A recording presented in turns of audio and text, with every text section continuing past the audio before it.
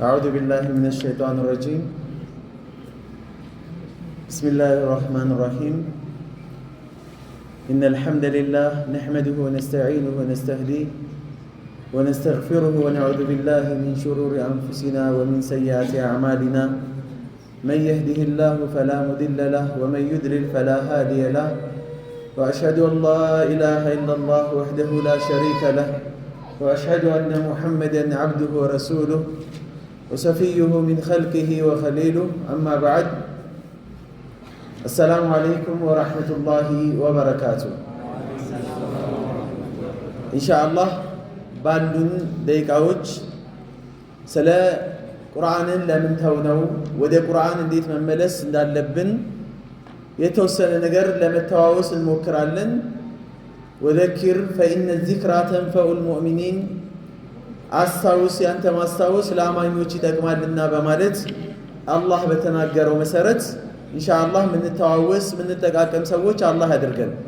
ቁርአን ለሰው ልጆች መድህን እንደዚህም ደግሞ ለኛም በዱንያም ብርሃን ወደ ቀጥተኛው መንገድ የሚመራን በአኺራው ደግሞ ወደ ጀነት የሚያደርሰን የቀብር ብርሃን የሚሰጠን ለኑሯችንም ፍቱን የሆነ መድኃኒት መሆኑን አላህ በተለያየ ቦታዎች ላይ ነግሮናል።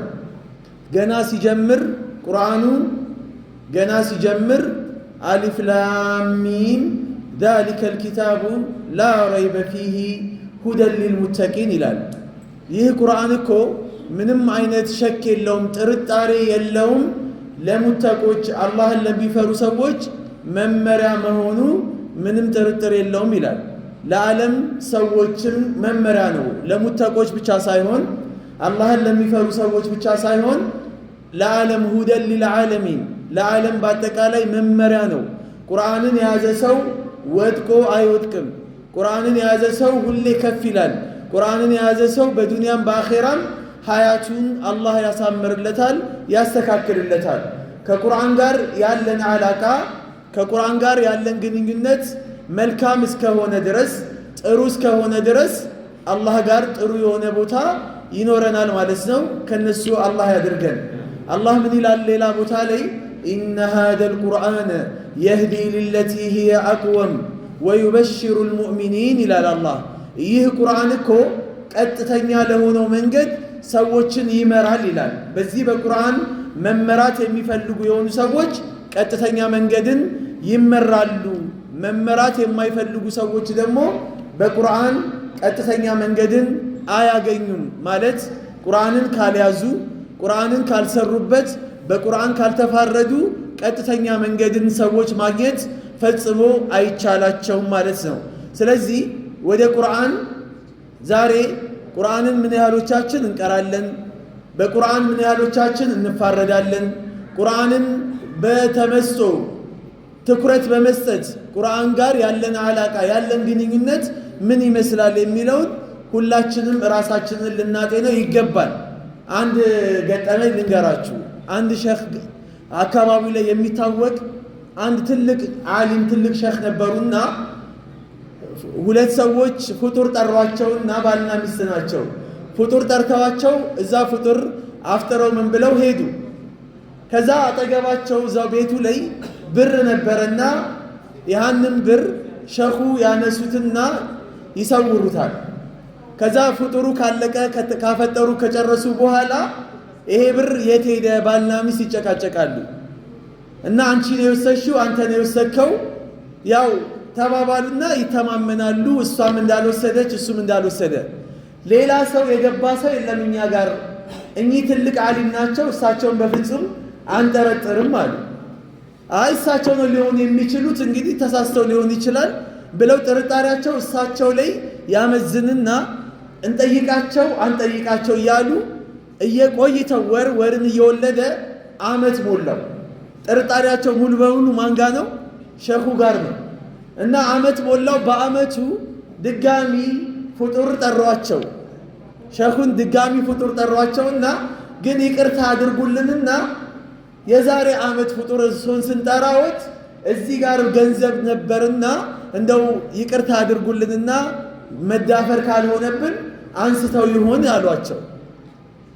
እስቲ ቁርአን አምጡ አሏቸውና ቤት ውስጥ ያለ ቁርአን አለ። ቁርአኑን አነሱት። አዋራ ነበረው ቁርአኑን። አዋራውን ጠረግ ጠረግ ያደረጉና እስቲ ክፈቱ ሲሏቸው እዛ ቁርአን ውስጥ ብሩ አለ። ከዛ ሸኹ የፈለጉበት የራሳቸው ህክማ ምንድነው? አመቱን ሙሉ ቁርአን አልቀራችሁም ማለት ነው አሏቸው። ቁርአን ብትቀሩ ኖሮ ይሄ ገንዘብ እዛ ታገኙት ነበረ። ስንትና ስንቶቻችንን የዛሬ አመት መደርደሪያ ላይ ቁርአን አስቀምጠን በአመቱ በረመዳን ቁርአኑን የምናነሳ አዋራውን ጠርገን። ትልቅ ዒብራ ነው አይደለ? ብዙዎቻችን ቤት ያለ ችግር ነው ይሄ። ነቢዩ አለይሂ ሰላቱ ሰላም ከሰውናል እኮ አላህ ጋር እኮ ተከሰናል።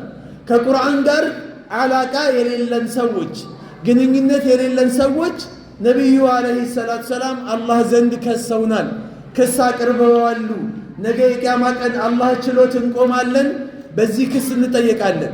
ምንድነው ክሱ ከተባለ ወቃለ ረሱሉ ያ ረቢ ኢነ ቀውሚ ኢተኸዙ ሃዘል ቁርአነ መህጁራ። ጌታዬ ወይ ሰዎች እኮ ቁርአንን ተዉት፣ አኮረፉት፣ ቁርአንን ከቁርአን ጋር ተራራቁ፣ ቁርአንን ረሱት እኮ እያሉ የአላህ መልእክተኛ ክስ አቅርበዋል እኛ ጋር አላህ ጋር። በዚህ ክስ ውስጥ የሚተርፈው ሰው ማን ነው?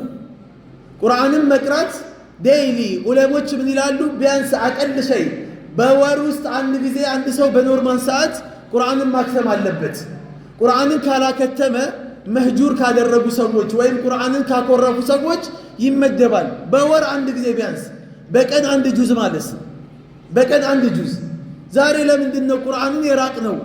ሰዎች እኮ በጣም የሚያጅባችሁ ነገር እንደው ለምንድን ነው ማንጓጓው? የአላህን ቃል ለማወቅ የአላህን ቃል የአላህን መልእክት ለመረዳት ለምንድን ነው ማንጓጓው? እስቲ እንበልና ምሳሌ አንድ ሰው አሜሪካ ላይ የሆነ ዘመድ ቤተሰብ ይኖረዋል። እናቶች፣ አባቶች በተለይ ልጆቻችሁ አሜሪካ ወይም አውሮፓ ሀገር ላይ አረብ ሀገርም ይሁን ልጆቻችሁ ረጅም ዓመት የኖሩ ሰዎች ይኖራሉ። ደብዳቤ ጻፉላችሁ። በየቀኑ እኮ በስልክ ትገናኛላችሁ። ደብዳቤ ጻፉላችሁና ይህን ደብዳቤ ላኩላችሁ። ይሄ ደብዳቤ የተጻፈው በእንግሊዘኛ ነው ወይም በአረብኛ ነው። ይሄ ደብዳቤ ሲመጣ እጃችሁ ላይ ሲደርስ ወይ የልጄ ደብዳቤ መጣ ብላችሁ ውስጣችሁ ቅፍ አድርጋችሁ ትቀመጣላችሁ ደብዳቤውን? ወይስ በፍሬም አድርጋችሁ ቤት ላይ ታንጠለጥሉታላችሁ? ምንድነው የምታደርጉት በደብዳቤው? ምን እናደርጋለን? እስቲ ንገሩኝ። ደብዳቤው ምን እናደርጋለን? እኔ አረብኛ ማንበብ አልችልም፣ እንግሊዘኛ ማንበብ አልችልም። ስለዚህ አረብኛ ወይም እንግሊዘኛ ማንበብ የሚችል ሰው ጋር ሄጄ አስተረጉማለሁ አይደለም? ምን ይሁን ልጄ ላከልኝ መልእክት፣ ልጄ ምን ሆኖ ይሁን፣ ምን አይነት መልእክት ምን ገጥሞት ይሁን፣ ስለ ልጁም ይጨነቃል፣ ስለ መልእክቱም ይጨነቃል፣ አባትም ሆነ እናት። ይሄ ዱንያዊ የሆነ ነገር ነው፣ ከጥቅማ ጥቅም የዘለለ ነገር አይደለም። የአላህ ደብዳቤ ሚን ፈውቂ ሰቢዕ ሰማዋት ከሰባት ሰማይ በላይ የሆነው አምላካችን አላህ በጅብሪል አማካኝነት ወደ ነቢዩ ያወረደውን መልእክት 23 ዓመት የፈጀበትን ደብዳቤ የአላህን ቁርአን ለማንበብ ምንድነው የከለከለን ነገር? ምንድነው የያዘን ነገር? እስካሁን ድረስ እድሜያችን 30፣ 40፣ 50፣ 60 ዓመት ሞልቶታል። ቁርአንን ግን መቅራት አንችልም። አያሳፍርም? አያሳፍርም? ወላሂ አሊፍ ብሎ ዝቅ ብሎ ራሱን ዛሬ ዝቅ ብሎ መቅራት ያልቻለ ሰው ሁለት ሰዎች ዒልምን አያገኙም አሉ። ዝቅ ብለን መቅራት ካልቻልን ኩራት ነው አንደኛው። ሁለተኛው ሀያ ነው፣ ማፈር ነው። እኔ አሁን ዝቅ ብዬ አሊፍ ብዬ ልቀራ ነው? አሁን ከነዚህ ህፃናቶች ጋር ወጠጤዎች ጋር አሁን ቁጭ ብዬ ልቀራ ነው? ኩራት። መቼም ቢሆን ዒልምን ሁለቱ ሰዎች አያገኙም። የአላህን ቃል ሳናቅ የአላህን ደብዳቤ ሳንረዳ ምን እንዳለ አላህ ሳናቅ ሳንረዳ ሳናውቀው አላህ ጋር ከሄድን ወላሂ በጣም በጣም ከባድ የሆነ ነውር ነው፣ ብልግናም ጭምር ነው። አላህ ጋር እንዴ ምን እንለዋለን እስቲ ለአላህ? ቁርአንን መቅራት አልችልም ማለት በዚህ ዘመን ላይ በየትኛውም አቅጣጫ እኮ ዛሬ ቁርአን የሚያቀራ አፕሊኬሽን እኮ አለ እኮ ኡስታዝ ራሱ ሳያስፈልግ በየቦታው ኑና ቅሩብን። በየመድረሳው በየመስጊዱ ኡስታዞች አፋቸውን ከፍተው የሚማርላቸው ሰዎች አጥተዋሉ። አንተ የሚያስቀራኝ ሰው አጣው ልትለው ነው? አላህ ጋር የሚያስተምረኝ ሰው አጣው ልትለው ነው? ነውር ነው በጣም። 60 70 80 ዓመት ለምን አትሞላም? ዝቅ ብለህ ዛሬ ቁርአንን ቅራ አሊፍ ብለህ ጀምር። ያልቀራን ሰዎች እስቲ አስቡት። መስጊድ መጥተህ ሰዎች ከቁርአን መደርደሪያ ላይ ቁርአን አንስተው የፈለጉበት ቦታ ላይ ከፍተው ሲቀሩ አትቀናም? አያስቀናም?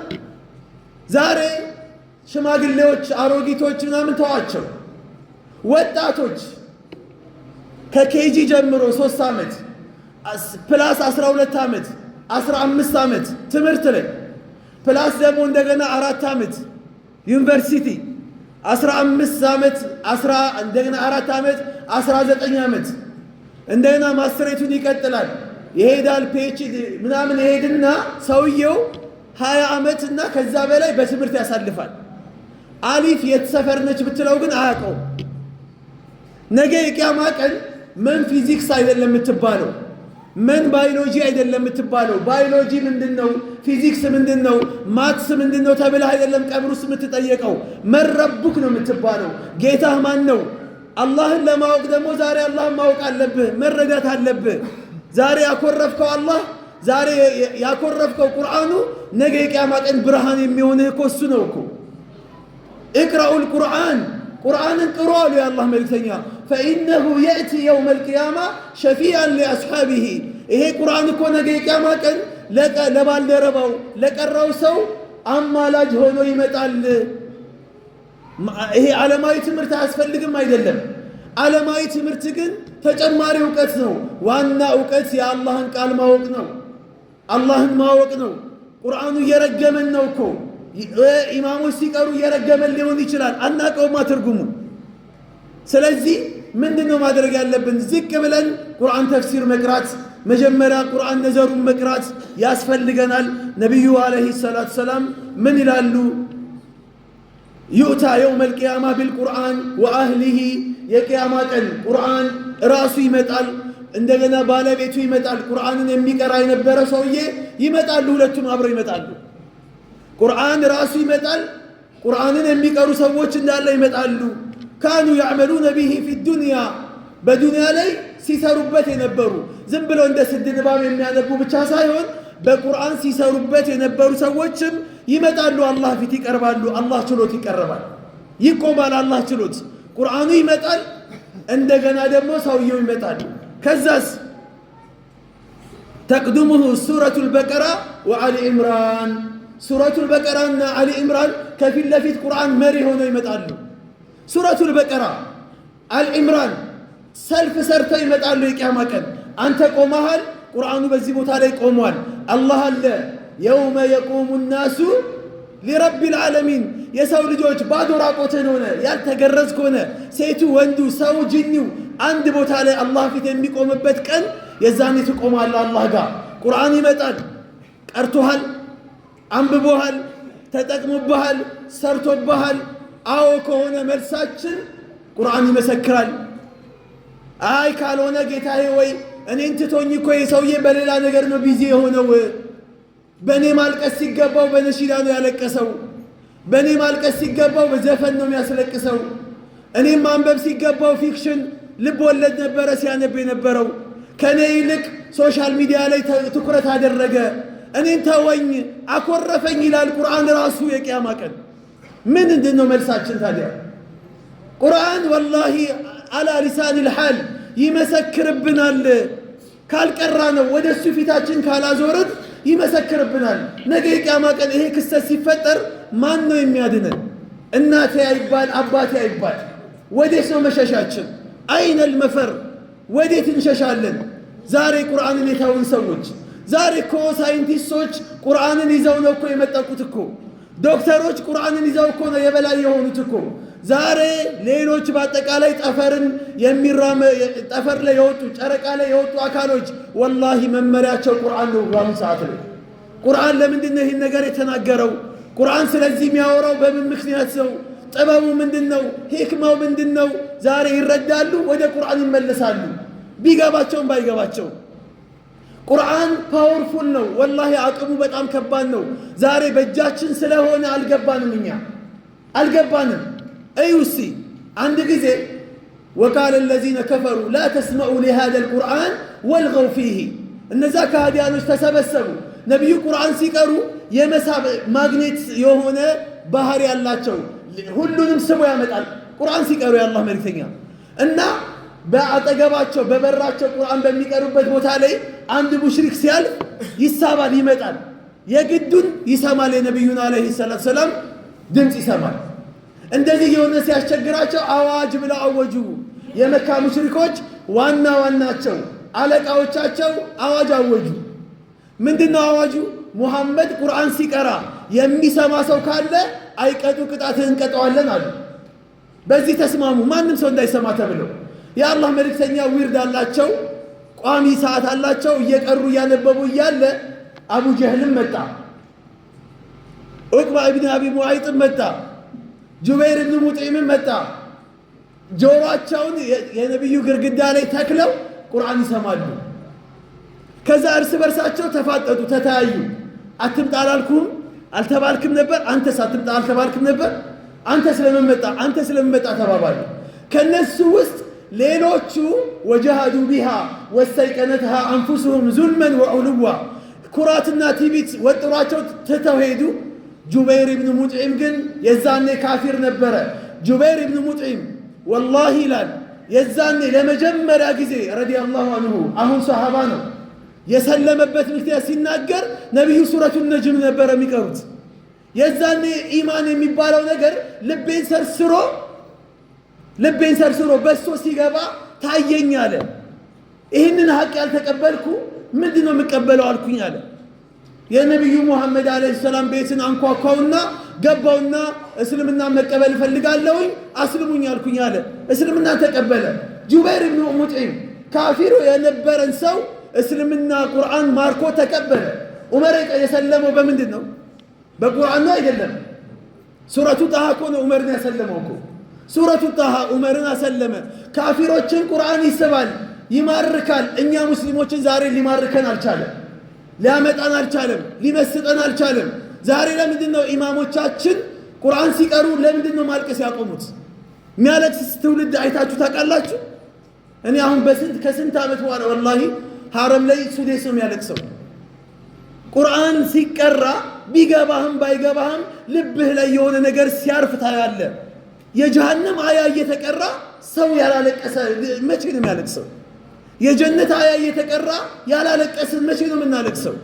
አይታችኋል? ቴሌቪዥን ላይ ነሺዳ እያለው ሲውረገረጉ ስቅስቅ ብለው ያለቅሳሉ አይደል? ኡስታዞች እንኳን ሳይቀሩ ሸኾች እንኳን ሳይቀሩ ካሜራ ቀጥታ ያመጣቸዋል እንባቸውን። የትኛው ቦታ ቁርአን ሲቀራ ነው እስቲ ያለቀስ ነው ያስለቀስ ነው? ኢማሞችም ትረደርኩታል ስድ ንባብ እያባረሯቸው የሚቀሩ ነው የሚመስሉት። ማን ነው በቁርአን ተመስጦ ለምንድን ነው የጠፋው? ለምንድን ነው ያጣነው? ቁርአን እኮ የገደላቸው ሰሃቦች እኮ አሉ ታውቃላችሁ? ወላሂ ቁርአን የገደላቸው ሰሃቦች አሉ። ዑመር ኢብኑ ኸጣብ አንዲት የቁርአን አያን ደጋግሞ እያነበበ ሌሊቱን ሙሉ እያለቀሰ አድሯል እኮ።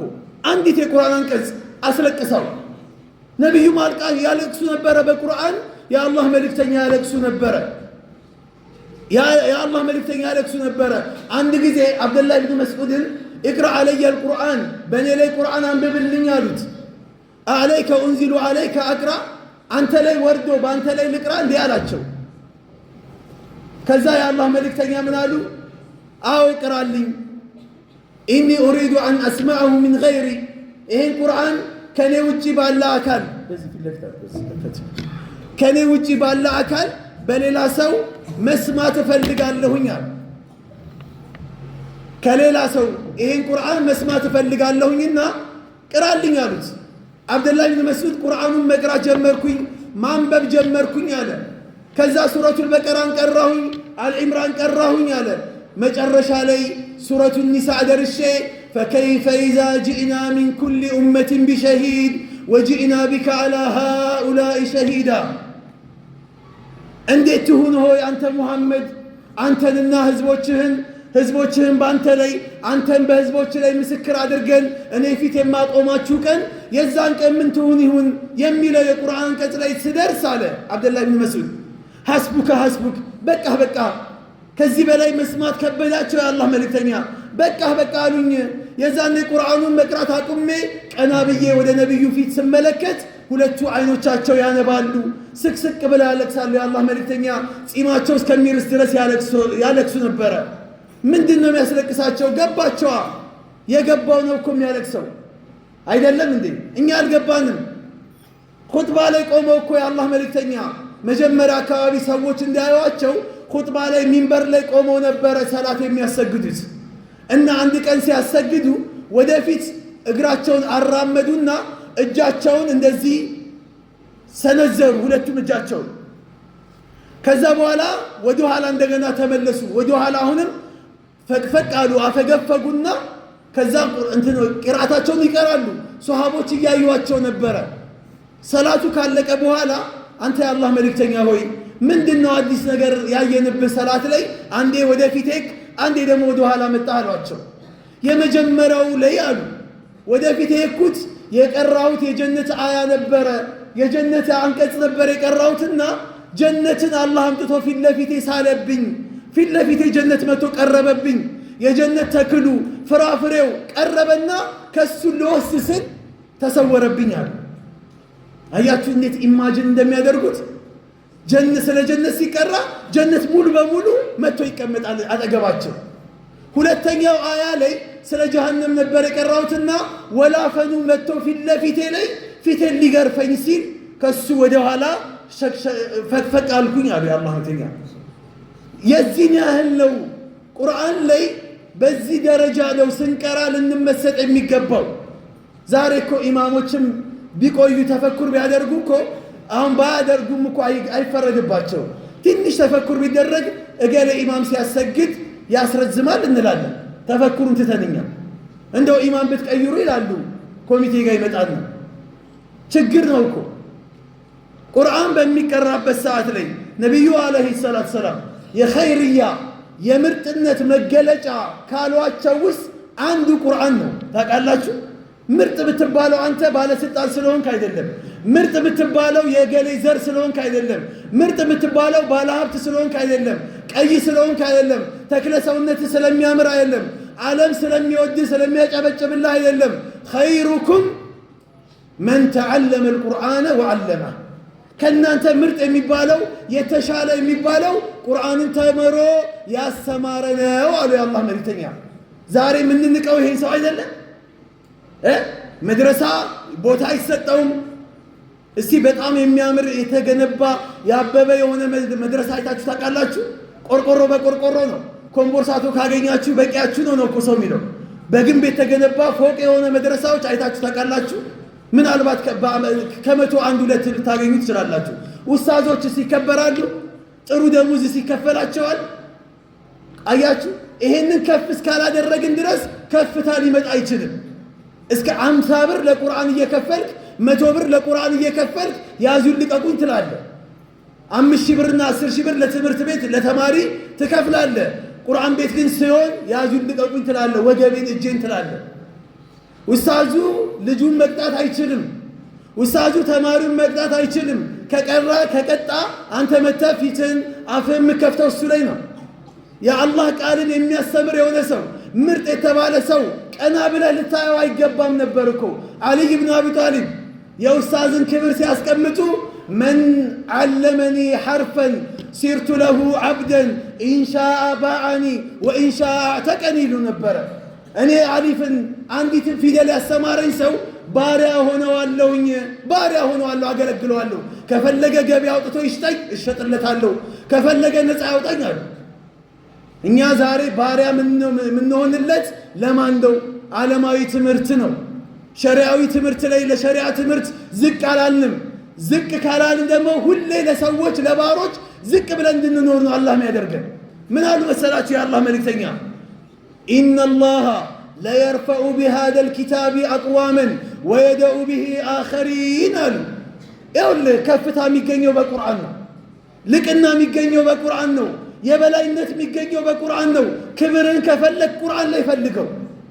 ኢነላሃ አላህ እኮ ለየርፈዑ ከፍ ያደርጋል ህዝቦችን ቢሃዘል ኪታቢ አቅዋመን በዚህ መጽሐፍ በዚህ ቁርአን ሰዎችን ከፍ ያደርጋል፣ ያልቃቸዋል። ልቅና ከፈለክ ወላሂ ቁርአን ጋር ተመለስ። ቁርአንን ያዝ፣ ቅራው፣ ቁርአንን አንብበው፣ በቁርአን ስራ፣ ተፋረድበት፣ ከፍ ትላለህ። ወይደው ቢሂ አኸሪን ቁርአንን ዝቅ ስታደርገው ደግሞ አላህ ዝቅ ያደርግሃል፣ ያዋርድሃል፣ የሰዎች አሽከር ያደርግሃል። አላህ ሰዎችን እንድትፈራ ያደርግሃል። አላህ ይህንን ነው እኮ ዑመር ብኑ ኸጣብ እስልምና እንደተቀበለ ሚንበር ላይ ሆኖ የመጀመሪያ ኹጥባ ሲናገር ምንድን ነበረ የሚለው? ነህኑ ቀውሙን አዚላ፣ የተዋረድን የረከስን የዘቀጥን ህዝቦች ነበርን አለ ዑመር። አዐዘነ አላሁ ቢሃዘል ኪታብ፣ አላህ በዚህ ቁርአን በዚህ መጽሐፍ የበላይ አደረገን፣ ታላቅ አደረገን። አሁን አረቦች ታላቅ ናቸው አይደሉም? ተናገሩ እንጂ ታላቅ ናቸው አይደሉም? ቋንቋቸው አረብኛ ቋንቋ ቁርአን የወረደበት ነው። ሀገራቸው የዓለም እምብርት ነው። ሀገራቸው ላይ ከዓባ አለ። ዑምራ የሚሰራው እዛ ነው። ሐጅ የሚሰራው እዛ ነው። የተባረከ ቦታ የተባለው ያ ቦታ ነው። አላህ የማለበት ቦታ ሀገራቸው ነው። ትናንትና አረቦች የት ነበሩ? ዑመር ብኑ ኸጣብ እኔ እኮ በቴምር ቅርጽ የሰው ቅርጽ ሰርቼ በቴምር አመልከው ነበረ አምላኬ ሆይ ብዬ፣ ሲርበኝ እጁን ገንጥዬ ይበላ ነበር አለ። እግሩን ገንጥዬ ይበላ ነበር አለ። ከጠገብኩ ሆዴ ሲሞላ ደግሞ እጁን መልሼ በቴምር እሰራውና አምላኬ ሆይ ይሄ ሀጃ አለብኝ እባክህ ሙላልኝ ብዬ ደግሞ አመልከዋለሁ አለ። ከዚህ የበለጠ መዝገጥ አለ እንዴ? ትልቁ ትንሹን ይበድል ነበር። ዝሙት ይፈጸም ነበረ። አስካሪ መጠጥ ይጠጡ ነበረ። ቁማርተኞች ነበሩ። መጥፎ ሰሪዎች ነበሩ። በአጠቃላይ አላህ ይሄን ቁርአን አመጣ። ይሄንን ውድ ነብይ ላከላቸውና ይሄን ቁርአን ተቀበሉ፣ የበላይ ያደረጋቸው። አያችሁ፣ ቁርአንን የተቀበሉት የበላይ ሆኑ። ቁርአንን የተውት የረገጡት የበታች ሆኑ። እነማ? እና አቡ ጀህል። እና አቡ ጀህል ዛሬ የት ናቸው? አስፈለ ሳፊሊን፣ የጀሃነም እሳት ጧትና ማታ ይቀጣጠልባቸዋል። እነ ዑመር የት ናቸው? አዕላ ኢልይን፣ የበላይ ጀነት ታላቁ ጀነት ሙሽራ ሆነው እዛ ላይ ይንበሻበሻሉ። ቁርአን እነ ዑመርን ከፍ አደረጋቸው፣ እና አቡ ጀህልን ዝቅ አደረጋቸው። መህመ ብተገይነ ልዕዘተ ቢገይሪ ልቁርአን አዘለን አላህ። አሁንም ከቁርአን ውጪ ልቅናን የበላይነትን ምንፈልግ ከሆነ አሁንም ዝቅ እንላለን አለ። አሁንም ዝቅ እንላለን። በዚህ በቁርአን ነው ሰዎች ከፍ የሚሉትና አደራችሁን፣ ቁርአንን ረሰናል፣ ቁርአንን ትተነዋል። ይሄ ደግሞ በመተዋችን ምክንያት ዛሬ የማንወጣበት ጭንቀት ውስጥ ገብተናል። የማንላቀቅበት ጭንቀት ውስጥ ገብተናል። የሆነ ነገር ሲመጣ፣ ገቢዎች ሲመጣ ጉቦ ነው ትዝ የሚለን። ትራፊክ ሲመጣ ጉቦ ነው ትዝ የሚለን። የሆነ አጣብቂ ነገር ውስጥ ስንገባ፣ ሰው ሲታሰርብን ጉቦ ነው ትዝ የሚለን አይደል? ዘመድ ነው ትዝ የሚለን። ምናቀው ፖሊስ፣ ምናቀው የሆነ መርማሪ፣ ምናቀው ምናምን በዙር ነው መሄድ ነው የምንፈልገው። አላህን ረስተነዋል። ዱዓ ረስተናል። ከጭንቅ የሚያወጣን አላህ እንደሆነ ረስተነዋል። ለዚህ ነው እኮ አላህ ወመን አዕረደ አን ዚክሪ ፈኢነ ለሁ መዒሸተን ደንካ፣ እኔን ከማስታወስ የዘነጋ የሆነ ሰው፣ ቁርአን ከመቅራት የዘነጋ የሆነ ሰው በዱንያ ላይ የጭንቀት ህይወት አኖረዋለሁ አለ አላህ። ትጨናነቃለህ፣ ሰላም አታጣም። ጂ ፕላስ ምናምን ሰርተሃል፣ መኖሪያ ቤት አለ፣ ካፒታል ፋብሪካዎች አሉ፣ አካውንት በገንዘብ ተጥለቅልቋል። ምትነዳው መኪና ማሻአላህ የሆነ መኪና ነው፣ ሞዴል የሆነ መኪና ነው ምትነዳው፣ ብራንድ የሆነ ልብስ ነው ምትለብሰው። ግን ኢማን የለማ፣ ጡማዕኒና የለማ፣ ልብህ አይረጋጋም፣ ሰላም የለህም። ግን አፈር ጠረግ ጠረግ አድርጎ የሚተኛው ሰውዬ ከአንተ የተሻለ እንቅልፍ ይተኛል። ለምንድን ነው ይህ ሰላም ያጣኸው? ቁርአን አትቀራማ፣ ሰላት አግባቡን ጠብቀ ሰላት አሰግድማ፣ አላህን ረሳኸዋ፣ አላህን አታቀውም። ለዛ እኮ ነው አላህ ሲተውክ ሁሉም ነገር ይተውሃል አንተን። ወመን አዕረደ አን ዚክሪ፣ እኔን ከማስታወስ ያፈነገጠ የሆነ ሰው፣ እኔን ከማስታወስ ወደኋላ ያለ ሰው ፈኢነ ለሁ መዒሸተን ደንካ፣ የተጨናነቀ የሆነ ኑሮ አኖረዋለሁ፣ የተጣበበ ኑሮ አኖረዋለሁኝ። ምንም ያህል ገንዘብ ይኑረው፣ ምንም ያህል ስልጣን ይኑረው፣ ምንም ያህል ክብር ይኑረው ዱንያ ላይ ግን ሰላም የለውም። ሰላሙን እንወስድበታለሁ አለ አላህ። ፈኢነ ለሁ መዒሸተን ደንካ። ከዛ ይሄ ዱንያ ላይ እኮ ነው። አኼራ ላይ ገና ይቀጥላል። ወነሕሹሩሁ የውመ ልቅያመቲ አዕማ፣ የቅያማ ቀን አይነ ስውር አድርገን እንቀሰቅሰዋለን አለ አላህ። አላህን አታየውም የቅያማ ቀን፣ የአላህን ኑር አታይም የቅያማ ቀን፣ የአኼራ ያለውን ክስተት የቅያማ ቀን አታይም፣ ጀነትን በአይንህ አታይም። ከዚህ የበለጠ ውርደት አለን? ወነሕሹሩሁ የውመል ቂያመቲ አዕማ የቂያማ ቀን እውር አድርገን እንቀሰቅሰዋለን። ከዛ ሰውየውም አያፍርም ይጠይቃል አላህን ቃለ ረቢ ሊማ ሐሸርተኒ አዕማ ወቀድ ኩንቱ በሲራ አረ ጌታዬ ወይ ዱንያ ላይ 2 አይኖች ነበሩኝ ለምንድነው እውር አድርገህ የቀሰቀስከኝ ብሎ ይጠይቀዋል። ቃለ ከዛሊከ አተትከ አያቱና ፈነሲተሃ ወከዛሊከ ልየውመ ትንሳ። ትጠይቃለህ እንዴ? አታፍርም እንዴ? ዱንያ ላይ የኔ ቁርአን መጥቶልህ መቼ ያነበብከው? ችላ አላልከውም ነበር እንዴ? አላኮረፍከውም ነበር እንዴ? አልተውከውም እንዴ? ቁርአንን እንደተውከን እኛም ዛሬ ትተናሃል ይለዋል አላህ። ጀሃነም ይወረወርና ይረሳዋል አላህ። ጀሃነም ወርውሮት አላህ ይረሳዋል። አላህ ነጃ ይበለን። አላህ ነጃ ይበለን። አላህ ነጃ ይበለን። የቁርአን ሰዎች አላህ ያድርገን። እንደው ለቁርአን ሸረፍ የቁርአን ሰው ለመሆን አንድ ነገር ብቻ ይበቃናል። አንድ ነገር ብቻ ይበቃናል። ወላሂ ከፋ ቢሂ ሸረፈ። ይሄ ብቻ ለቁርአን ልቅና ይሄ ብቻ ይበቃል። ይሄ ብቻ ይበቃል። አንደኛ አላህ ኢነ ሊላሂ አህሊነ ፊል አርድ ሱብሃንአላህ። እኔ በጣም የሚያጅበኝ ወላሂ ነው የምላችሁ አላህ ከነሱ አላህ ያደርገን። አላህ የአላህ ቤተሰቦች ካላቸው ባሮች አላህ ያደርገን። ከዚህ የበለጠ ምን አለ? ሰው ዛሬ በዘሩ የእንትና ዘር እኮ ነኝ አታቀኝም እንዴ ይልሃል እኮ። የእንትና ባለስልጣን ቤተሰብ እኮ ነኝ አታቀኝም እንዴ እኮ ይልሃል እኮ። ከምንም በላይ እኔ እኮ የአላህ ቤተሰብ ነኝ ከማለት የበለጠ ምን አለ? እስቲ ኢነ ሊላሂ አህሊነ ፊል አርድ ለአላህ ቤተሰቦች አሉት ይላሉ የአላህ መልእክተኛ። አላህ ከነሱ አላህ ያድርገን። የአላህ ቤተሰቦች አላህ ያድርገን። አሚን በሉ። ማናቸው የአላህ ቤተሰቦች? የአላህ ቤተሰቦች ማናቸው? ከነሱ ለመሆን አያጓጓም? ወላሂ አያጓጓም? የአላህ ቤተሰብ ከመሆን የበለጠ ምን አለ?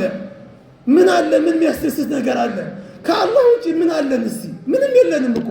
አላህ ያለው ሰው እኮ ማንም ባይኖረው እኮ ሁሉ ነገር አለው። አላህ አለዋ። አላህ የሌለው ምን አለው? ምንም የለውም። መንሁም ያ ረሱላላህ ማናቸው አንተ የአላህ መልእክተኛ ሆይ ያሏቸው ሰሃቦች ማናቸው ለመሆኑ የአላህ ቤተሰቦች የሚባሉት? አህሉል ቁርአን የቁርአን ባለቤቶች፣ አህሉላሂ ወኻሰቱሁ የአላህ ስፔሻል ቤተሰቦች ናቸው።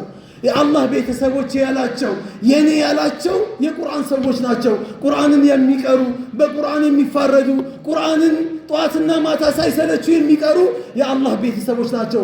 ቤተሰብ ብቻ አይደሉም፣ ስፔሻል እናያቸዋል። ወኻሰቱሁ ስፔሻል የሆኑ የአላህ ባሮች ናቸው። አላህ ከነሱ አላህ ያድርገን። አላህ ከነሱ አላህ ያድርገን። የመጨረሻ የምናገረው ይሄን ቁርአን አደራ ብለዋል የአላህ መልእክተኛ። ጠዋትም ማታም አደራ ይላሉ፣ ሁሌ አደራ ይላሉ። ቁርአን አይገባኝም እያላችሁ ችላ ያላችሁት የተዋችሁ ሰዎች አንድ ነገር ልንገራችሁ። ወለዚ የቅረኡ ልቁርአን ወየተተዕተዑ ፊህ ለሁ አጅራን አሉ ወሁወ ሻቁን ለሁ ፈለሁ አጅራን። ቁርአንን ሲቀራ እያስቸገረው አልገባ እያለው ና እያለ አልገባ እያለው አሁንም እየሞከረ እየተንደፋደፈ ቁርአኑ አልገባ ይለዋል። ግን እንደምንም ብሎ ሰብር አድርጎ ቁርአኑን እንደምንም እንዲገባው የሞከረ የሆነ ሰው እየሰባበረም እኮ ነው። እየሰባበረም ቢሆን ቁርአንን ተስፋ ሳይቆርጥ የቀራ ሰው 2 አጅር ነው ያለው ያሉ የአላህ መልእክተኛ። 2 አጅር ነው ያለው። አንደኛው ቁርአንን የቀራበት፣ ሁለተኛው የጣረበት የሞከረበት። እንደዚህ ሆነ ትጃጃልብኛለህ እንዲህ አይልህም እኮ አላህ። ሙድ አይዝብህም አላህ። ና ይልሃል፣ ያስጠጋሃል። እንዲገባ አላህ እንደውም መንገዱን ይከፍትልሃል። ተስፋ አትቁረጡ። ቁርአን አልገባኝም ብላችሁ ተስፋ አትቁረጡ። የዛሬ ዓመት እዚህ ቦታ ላይ ቆሜ አሰግዳለሁ የሚል መንፈስ ይኑራችሁ፣ ሞራል ይኑራችሁ ኢንሻአላህ። ከዛስ ምን አሉ የአላህ መልእክተኛ? ቀጠሉና ወለዚ የቅረኡ ልቁርአን ወሁወ ማሂሩን ቢሂ ማዓ ሰፈረቲን ኪራሚን በረራ። ሱብሓነላህ። ቁርአንን ሲቀራ ድምፁን አሳምሮ መኻሪጁን ተጅዊዱን ጠብቆ አሳምሮ ድምፁን የተስረቀረቀ የሆነ ድምፅ አድርጎ የሚቀራ ከሆነ ነገ የቂያማ ቀን የእሱ ደረጃ ጸሐፍት ከሆኑ መላኢኮች ከተከበሩ ከላቁ መላኢኮች ተርታ ነው ነገ የቂያማ ቀን የሚቀሰቀሰው አለ አላህ። ከመላኢኮች ጋር ነው የሚቀሰቀሰው። ደረጃው ከመላኢኮች ጋር ነው። ከሰዎች ደረጃ ወጥቷል። ከሰዎች ከሱ ጋር የሚስተካከሉ ሰዎች የሉም። ከመላኢኮች ጋር ነው የሚቀሰቀሰው። ምን ትፈልጋላችሁ? ምን ትፈልጋላችሁ? ከዚህ የበለጠ ስለዚህ ጠዋትም ማታም ቁርአንን ምንቀራ ሰዎች አላህ ያድርገን። ዑስማን ኢብኑ አፋን በአንድ ሌሊት አንድ ረካዓ እየሰገደ በአንድ ሌሊት 30 ጁዝ ቁርአንን ሙሉ ያከትም ነበር። ዑስማን ኢብኑ አፋን ቁርአን ከፍቶ መቅራት ከጀመረ በኋላ ቁርአንን የሚያዘጋ ሀጃ ካላጋጠመው ቁርአንን አይዘጋም ነበር። ሐማም ሽንት ቤት ለመጠቀም ሰላት ወቅት ሲደርስ ከዛ ውጪ ቁርአንን ለመዝጋት ይከብደው ነበር። ዑስማን ለመዝጋት ይከብደው ነበር። ለው ሰሊመት ቁሉቡና ይላል ዑስማን። ቀልባችን ሰላማዊ ቢሆን ኖሮ ቆሽሾ ነው እንጂ ቀልባችን ደርቆ ነው እንጂ ማ ሸቢዐት ከላሙ ረቢና ይላል። የጌታችንን የአላህን ቃል ጠገብን አንልም ነበር፣ አይበቃንም ነበር። ቁርአንን ከቀራም በኋላ በቃኝ ብለን አንዘጋም ነበር ይላል ዑስማን። ከቁርአን ጋር ያለው አለቃ ጥሩ ነበረ። አላህ ከቁርአን ጋር አኖረው። ሲሞትም ኸዋሪጆች ጣራ ሰብረው ሲገሉት ዑስማንን ቁርአን እየቀራ ጾመኛ ነበረ። ዑስማን ሲሞት ቁርአን እየቀራ ጾመኛ ሆኖ ነበር የሞተው። ቁርአን ደሙ የፈሰሰው ደሙ ጠብ ያለችው ቁርአን ፈሰየክፊከሁሙላህ ወሁወ ሰሚዑል ዓሊም። አላህ ይበቃሃል ከነዚህ ሰዎች ተንኮል፣ ከነዚህ ሙጅሪሞች ተንኮል አላህ ይበቃሃል የምትለዋ የቁርአን አንቀጽ ላይ ነበረ ደሙ ጠብ ያለችው። አላህ ይቺን አያ ነገ የቂያማ ቀን ሊመሰክርለት ፈልጎ ነው። አላህ በቁርአን ሀያታችንን አላህ ያድርገው፣ ሞታችንን በቁርአን አላህ ያድርገው፣ ህይወታችንን በቁርአን አላህ ያድርገው። ሁሉ ሀያታችን ሁሉ እንቅስቃሴያችን በቁርአን ላይ ብቻ የተመሰረተ አላህ ያድርግልን። هذا وصلى الله على سيدنا محمد وآخر دعوانا الحمد لله رب العالمين وبالله توفيق.